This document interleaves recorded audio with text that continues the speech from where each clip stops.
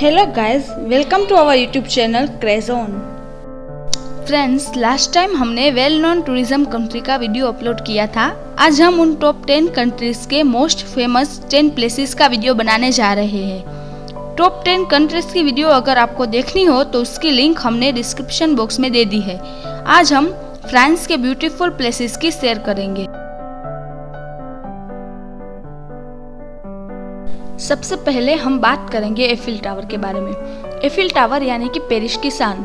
दोस्तों, पेरिस की बात आते ही दिमाग में सबसे पहले एफिल टावर आता है।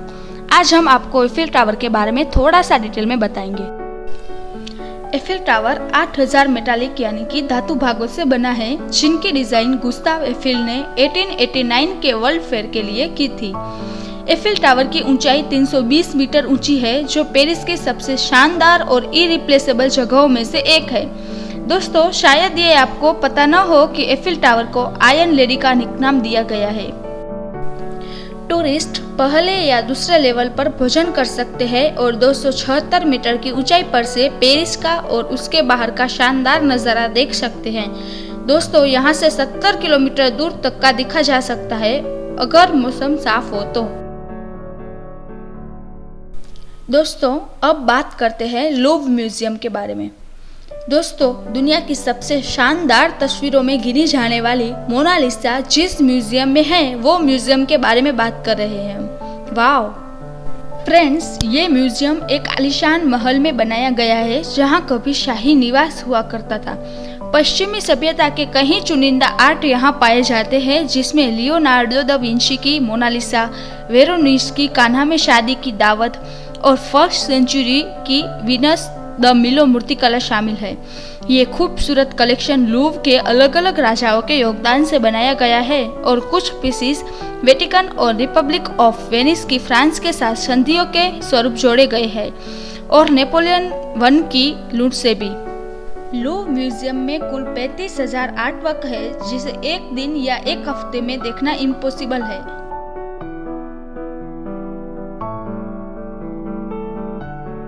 दोस्तों, अब बात करते हैं आर्क द ट्रियम्फ की। आर्क द ट्रियम्फ पेरिस की मोस्ट फेमस प्लेसेस में आता है। दोस्तों, आपने नेपोलियन का नाम तो सुना ही होगा। जी हाँ, great military leader Napoleon Bonaparte. दोस्तों, ये जगह नेपोलियन के अंडर में लड़ी गई लड़ाइयों की जीत की निशानी है। आर्क द ट्रियम्फ पेरिस की एफिल टावर जितनी ही शान माना जाता है। आर्क द ट्रियम्फ के आर्किटेक्ट जीन चार्ल्स ग्रीन और लुइस एटिनो हेरी कार्ट द थरी को माना जाता है। Arc de Triumph place Charles the goal के केंद्र में है, जिसे प्लेस द लिटवाल का नाम दिया गया है। लिटवाल यानी कि सितारा।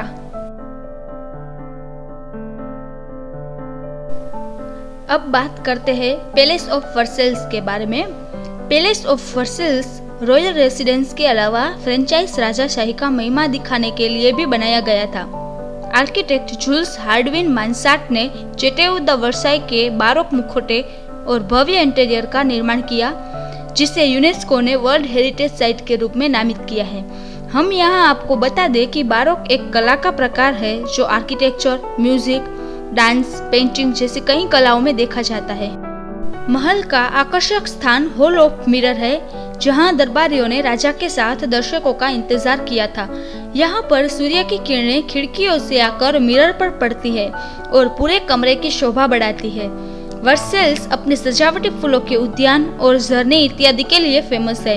ये गार्डन्स 17th सेंचुरी में प्रसिद्ध लैंडस्केप डिजाइनर एंड्री लेनोट्रे के द्वारा बनाए गए थे, जो 800 हेक्टेयर में हरे भरे पार्क से घिरे थे।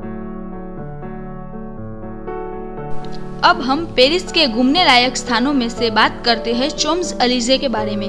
हम आपको यहाँ बताना चाहेंगे कि फ्रेंच गवर्नमेंट की शासकीय सुविधा के लिए बड़े शहरों को सब डिवीजन में डिवाइड किया गया है। पेरिस के इसी 8th डिवीजन में चैम्प्स एलिजे है, जो 1.9 किलोमीटर लंबा और 70 मीटर तक फैला हुआ। Champs Elysees Arc de Triomphe को प्लेस द ला कॉन्कोर्ड से जोड़ता है। चैम्प्स एलिजे में luxury shops, businesses, restaurants, cafes and theatres, museum है। अब बात करते हैं cathedral Notre Dame de Charles cathedral उनकी खूबसूरत रंगीन कांच जो कि 13th सेंचुरी के आसपास बनाए गए हैं, उनके लिए फेमस है। 8 सेंचुरी से अधिक समय से चार्ल्स कैथेड्रल की भव्यता से कईयों को प्रेरित किया है। यूनेस्को ने कैथेड्रल को मध्यकालीन गोथिक वास्तुकला का प्रतीक माना है। 2500 स्क्वायर मीटर को कवर करते हुए रंगीन कांच की शानदार खिड़कियां सन रेज को फिल्टर करती है, जो इथेरियल इफेक्ट पैदा करती है। ये जटिल विस्तृत खिड़कियां बाइबल की कहानियों को चित्रित करने में अविश्वसनीय शिल्प कौशल को प्रकट करती है। द रोज विंडोज अपने आकार और विवरण के लिए उल्लेखनीय है और कई विंडोज है जो अट्रैक्टिव है, जैसे कि passion window, blue virgin window etcetera.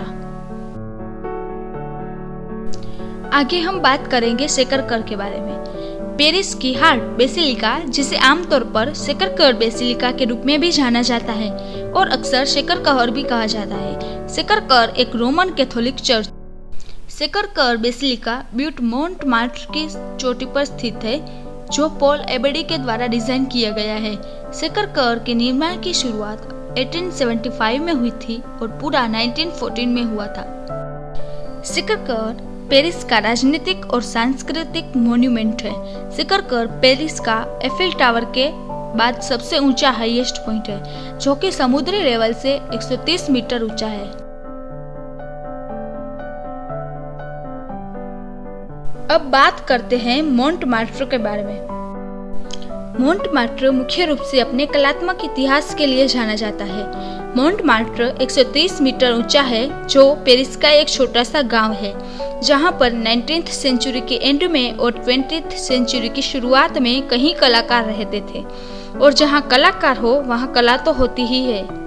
मोंटमार्ट्र के घूमने लायक स्थानों में Amedeo Modigliani, Pablo Picasso, Edgar Degas, Camille Pissarro और विंसेंट वैन गॉग शामिल।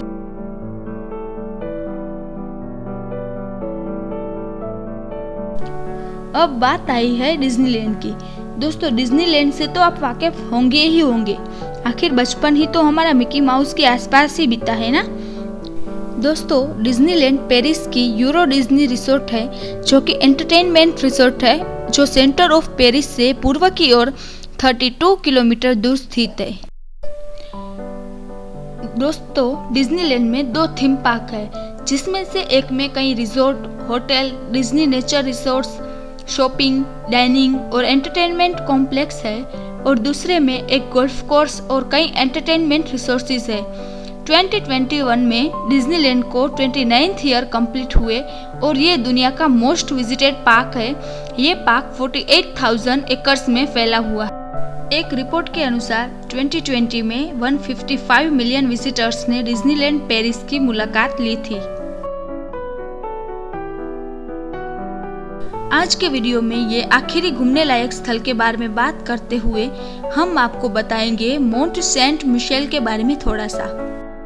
नॉरमैंडी तट पर एक चट्टानी टापू से नाटकीय रूप से ऊपर उठी हुई ये जगह है, जिसे यूनेस्को ने सबसे आकर्षक स्थलों में से एक कहा है।